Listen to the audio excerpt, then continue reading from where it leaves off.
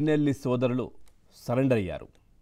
11 కేసుల్లో bail తెచ్చుకోగలిగినటువంటి brothers జంట హత్య కేసులో మాత్రం చుక్కెదురైంది. అంటే చెప్తా ఉంటారు కదా, అంటే సామెత ఉండేవి, ఏది 100 గొడ్లను తిన్న రాబందు ఒక్క గాలివానతో పడిపోయింది అని చెప్పేసి. సో అట్లాంటి అంశమే ఇక్కడ కనిపిస్తూ ఉంది. అంటే ఏదైనా కానీ అక్కడ మాచర్ల ప్రజలు మాట్లాడుకునేది పాపం పండాలి, పాపం పండితే ఖచ్చితంగా కూడా మూల్యం చెల్లించుకోక తప్పదు అని చెప్పేది వాళ్ళందరూ చెప్తా ఉన్నారు. ఎంతోమంది బయట ఉన్నారు, 12-13 సంవత్సరాలుగా కేసులు ఎదుర్కొంటూ కేసులను లెక్క చేయకుండా కోర్టులకు అటెండ్ కాకుండా, మీకు అందరికీ తెలిసిందే చాలామంది ఉన్నారు. సో వాళ్ళంతా కూడా మమ్మల్ని ఎవరు ఏమీ చేయలేరులే అన్నట్టుగా కూడా బయట తిరుగుతున్నటువంటి పరిస్థితి.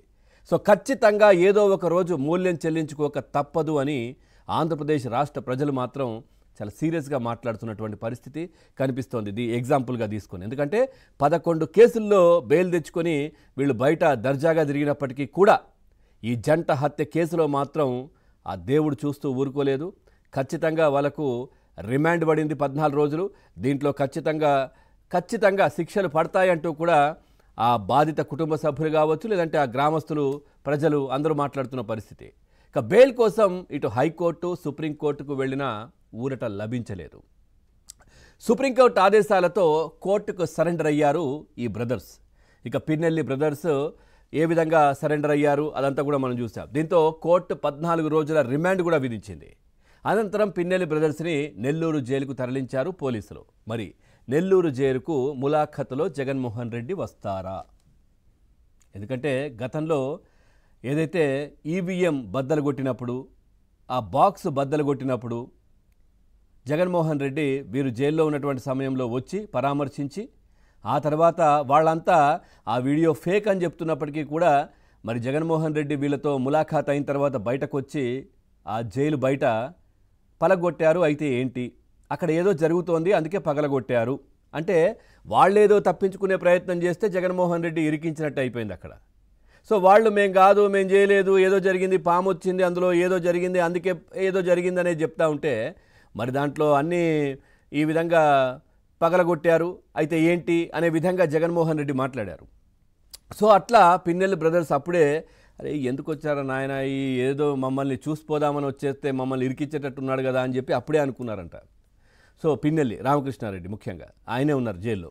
సో ఇప్పుడు మరి ఈ ములాఖాతులో జగన్మోహన్ రెడ్డి వచ్చే అవకాశం ఉందా అంటే చాలామంది మరి రారేమో. ఎందుకంటే ఈ మధ్యకాలంలో ఏదైతే చాలా రోజులుగా గతంలో వచ్చారు, చాలామంది అరెస్ట్ అయిన సమయంలో ఆ ములాఖాతులు అని చెప్పి పెద్ద ఎత్తున జన సమీకరణ చేసి అక్కడికి వచ్చి వాళ్ళని కలిసి హడావిడి చేసి ఇవన్నీ చేశారు. ఆ తర్వాత మనం చూసాం ఏదైతే పిఏ కృష్ణారెడ్డి కావచ్చు, ఆయన వైఎస్ ధనుంజయ రెడ్డి కావచ్చు, లేదంటే ఇంకొక అతను ఎవరు ఆయన